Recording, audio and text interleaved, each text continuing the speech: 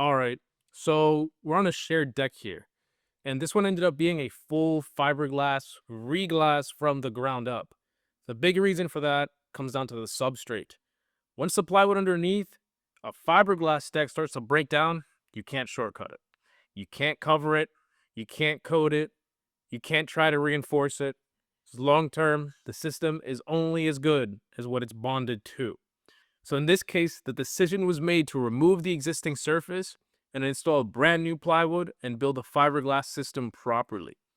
This is going to give a clean base, consistent bonding, and a waterproof layer that's doing exactly what it's supposed to do.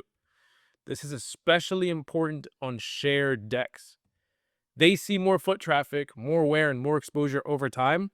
So instead of chasing future issues, the goal here was to reset the system and build it once the right way. After the new plywood went down, we reglassed the entire deck, making sure all the transitions, edge-ins, and tie-ins were handled correctly.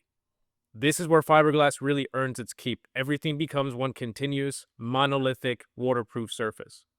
This wasn't about making it look new for no reason. It was about restoring the deck so it performs long term, without soft spots, without water intrusion, or hidden failures underneath.